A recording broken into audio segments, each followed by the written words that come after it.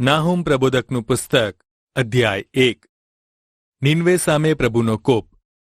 નીનવે વિશે ઈશ્વરનું વચન. નાહુમ એલ્કોશીના સંદર્શનનું પુસ્તક. યહોવા આવેશી ઈશ્વર છે અને બદલો લેનાર છે. યહોવા બદલો લે છે અને તે કોપાયમાન થયા છે.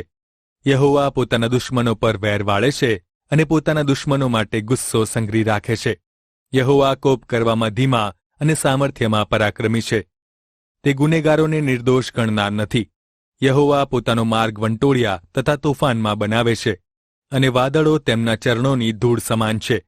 તે સમુદ્રને ધમકાવે છે અને તેને સૂકવી નાખે છે. તે બધી નદીઓને પણ સૂકવી દે છે. બાશાન અને કાર્મેલના લીલાછમ પ્રાંતો સુકાઈ જાય છે. લબાનોનના ફૂલો કરમાઈ જાય છે. તેમની હાજરીમાં પર્વતો ધ્રુજે છે અને ડુંગરો ઓગળી જાય છે. તેમની હાજરીમાં પૃથ્વી, હા, દુનિયા તથા તેમાં વસતા બધા લોકો હાલી ઉઠે છે. તેમના ક્રોધ આગળ કોણ ઊભો રહી શકે? તેમના ઉગ્ર ક્રોધનો સામનો કોણ કરી શકે? તેમનો ક્રોધ અગ્નિની જેમ વ્યાપે છે અને તેમના કોપથી ખડકો તૂટી જાય છે. યહોવા સારા છે. સંકટના સમયમાં તે ઘડરૂપ છે. તેમના પર ભરોસો રાખનારને તે ઓળખે છે. પણ તે પ્રચંડ પૂરથી પોતાના શત્રુઓનો અંત લાવશે. તે તેઓને અંધારામાં ધકેલી દેશે. શું તમે યહોવાની વિરુદ્ધ ષડયંત્ર રચો છો? તે સંપૂર્ણપણે અંત લાવશે. બીજી વાર કશી વિપત્તિ ઊભી થશે નહીં, કેમ કે તેઓના હાલ ગૂંચવાયેલા કાંટા જેવા થશે. તેઓ પોતાના મદ્યપાનથી પલળી ગયા હશે. તેઓ સંપૂર્ણપણે સૂકા ઘાસની માફક નાશ થઈ જશે. હે નીનવે, તારામાંથી જે નીકળીને બહાર ગયો તે યહોવાની વિરુદ્ધ દુષ્ટ યોજના કરે છે. તે દુષ્ટતા કરવાનું પ્રોત્સાહન આપે છે. યહોવા આમ કહે છે, જો કે તેઓ સંપૂર્ણ બળવાન તથા સંખ્યામાં ઘણા હશે, તેમ છતાં તેઓ કપાઈ જશે. તેમના લોકો પણ રહેશે નહીં. પણ તું, યહૂદા, જો કે મેં તને દુઃખી કર્યો છે, તો પણ હવે પછી હું તને દુઃખી નહીં કરું. હવે હું તારા પરથી તેની ઝૂંસરી તોડી નાખીશ. હું તારી સાંકળો તોડી નાખીશ. યહોવાએ તારા વિશે આજ્ઞા આપી છે. નીનવે, વંશજો તારું નામ ધારણ કરશે નહીં. તારા દેવોના મંદિરોમાંથી ઘડેલી મૂર્તિઓનો તથા ઢાળેલી પ્રતિમાઓનો હું નાશ કરીશ. હું તારી કબર ખોદીશ, કેમ કે તું દુષ્ટ છે. જુઓ, સારા સમાચાર લાવનાર, શાંતિની ખબર આપનારના પગલાં પર્વત પર દેખાય છે. તે શાંતિના સારા સમાચાર લાવી રહ્યા છે. હે યહૂદિયા, તારા પર્વો પાળ, તારી માનતાઓ પૂરી કર, કેમ કે હવે પછી કોઈ દુષ્ટ તારી મધ્યે થઈને જશે નહીં. તેને સંપૂર્ણપણે કાપી નાખવામાં આવ્યો છે. નાહુમ પ્રબોધકનું પુસ્તક અધ્યાય 2 નીનવેનું પતન. જોરથી પછાડીને ટુકડે ટુકડા કરનાર તારી સામે આવ્યો છે. તારા કિલ્લાની રક્ષા કર, રસ્તાની ચોકી કર, પોતાને મજબૂત બનાવ, તારા બધા સામર્થ્યને ભેગું કર. કેમ કે યહોવા યાકૂબનું ગૌરવ ઇઝરાયેલના ગૌરવ જેવું પુનઃસ્થાપિત કરશે. કેમ કે લૂંટારાઓએ તેમને લૂંટી લીધા છે અને તેમની દ્રાક્ષવેલાઓનો નાશ કર્યો છે. તેના યોદ્ધાઓની ઢાલોનો રંગ લાલ છે. શક્તિશાળી માણસોએ કિરમજી રંગનો પોશાક પહેર્યો છે. તૈયારીના દિવસે રથો પોલાદથી જગજગે છે. સાયપ્રસના ભાલાઓ ભયંકર રીતે હલાવાઈ રહ્યા છે. શેરીઓમાં રથો ગાંડાતૂર બનીને ઘૂમી રહ્યા છે. તેઓ ચોકમાં એકબીજાની સામે અથડાય છે. તેઓનો દેખાવ મશાલના જેવો છે અને તેઓ વીજળીની પેઠે દોડે છે. તે પોતાના અધિકારીઓને ગોઠવે છે. તેઓ કૂચ કરતા ઠોકર ખાય છે. તેઓ કોટ પર હુમલો કરવા આગળ ધસે છે. હુમલો કરનારાઓથી રક્ષણ મેળવવા ભાલા તૈયાર કરવામાં આવ્યા છે. નદીઓના દરવાજાઓ ખુલી ગયા છે. મહેલનો નાશ થયો છે. નીનવેની રાણીને નિર્વસ્ત્ર કરીને દૂર લઈ જવામાં આવી છે. તેની દાસીઓ છાતી કૂટીને કબૂતરના જેવો વિલાપ કરે છે. નીનવે પાણીના સરોવર જેવું છે. જેમ પાણી વહી જાય છે તેમ તેનાથી લોકો દૂર નાસી જાય છે.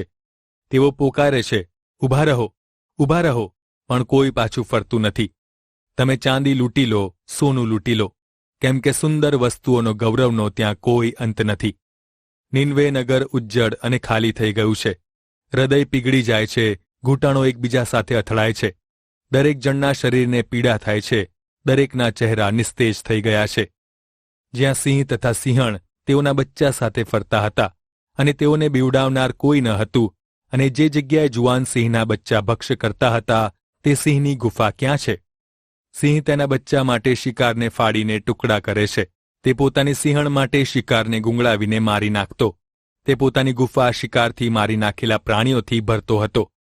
સૈન્યોના યહોવા કહે છે, જો હું તારી વિરુદ્ધ છું. હું તારા રથ બાળીને ભસ્મ કરી નાખીશ. તલવાર તારા બચ્ચાઓનો સંહાર કરશે. હું પૃથ્વી પરથી તારા શિકારનો નાશ કરીશ. તારા સંદેશાવાહકનો અવાજ ફરી કદી સંભળાશે નહીં. નાહુમ પ્રબોધકનું પુસ્તક અધ્યાય 3. ખૂની નગરને અફસોસ, તે જૂઠથી તથા લૂંટથી ભરેલું છે. તેમાં શિકાર કરવાનું બંધ થયું નથી. પણ હવે ત્યાં ચાબુકનો તથા ગડગડતા પૈડાનો, કૂદતા ઘોડા તથા ઉછળતા રથોનો અવાજ સંભળાય છે. ઘોડે સવારોની દોડાદોડ, ચમકતી તલવારો, તેજસ્વી ભાલાઓ, લાશોના તથા કતલ થયેલાઓના ઢગલા અને મૃતદેહોનો તો કોઈ અંત જ નથી. તેઓ પર હુમલો કરનારાઓ મૃતદેહો પર થઈને જાય છે. આ બધાનું કારણ એ છે કે સુંદર ગણિકાની વિષય વાસના, જે જાદુક્રિયામાં પ્રવીણ, જે પોતાની ગણિકાગીરીથી પ્રજાઓને તથા લોકોને પોતાના જાદુક્રિયાથી વેચી દે છે, તેના વ્યભિચાર પુષ્કળ છે. સૈન્યોનો ઈશ્વર યહોવા કહે છે, જો હું તારી વિરુદ્ધ છું. હું તારો ચણિયો તારા મુખ પર ઉઠાવીશ અને તારી નગ્નતા હું પ્રજાઓને દેખાડીશ. રાજ્યોને તારી શરમ બતાવીશ. હું તારા પર કંટાળાજનક ગંદકી નાખીશ અને તને ધિક્કારપાત્ર કરીશ. હું તને હાસ્યાસ્પદ બનાવી દઈશ કે દરેક લોકો તને જોઈ શકે. ત્યારે એવું થશે કે જે લોકો તને જોશે તેઓ તારી પાસેથી નાસી જશે અને કહેશે, નિનવેનો નાશ થયો છે. કોણ તેના માટે વિલાપ કરશે? તને આશ્વાસન આપનારને હું ક્યાં શોધું? નિનવે, શું તું નોનો કરતાં પણ ઉત્તમ છે? જે નીલ નદીને કિનારે બાંધેલું હતું, જેની આસપાસ પાણી હતું, સમુદ્ર તેનો કિલ્લો હતો અને પાણી તેનો કોટ હતો. કુશ તથા મિસર તેનું બળ હતું અને તે અનંત હતું. પૂટ તથા લુબીઓ તારા સાથીદારો હતા. તેમ છતાં તેનું અપહરણ થયું. તે ગુલામગીરીમાં ગઈ. શેરીની ભાગળમાં તેના બાળકોને મારીને ટુકડા કરવામાં આવ્યા. તેના માનવંતા માણસો માટે ચિઠ્ઠીઓ નાખવામાં આવી. તેના બધા માણસોને સાંકળોથી બાંધવામાં આવ્યા. હે નિનવે, તું પણ નશાથી ચકચૂર બનશે. તું પોતાને છુપાવશે. તું પણ શત્રુઓને લીધે આશ્રય સ્થાન શોધશે. તારા બધા કિલ્લાઓ તો પ્રથમ ફળના અંજીર જેવા છે. જો કોઈ તેમને હલાવે તો તે ખાનારાના મોંમાં પડે છે. જો તારામાં રહેનાર લોકો સ્ત્રીઓ જેવા છે. તારા દેશની ભાગળો તારા શત્રુ માટે ખુલ્લી મૂકવામાં આવી છે. અગ્નિ વડે તારા દરવાજાઓ ભસ્મ કરી નાખવામાં આવ્યા છે.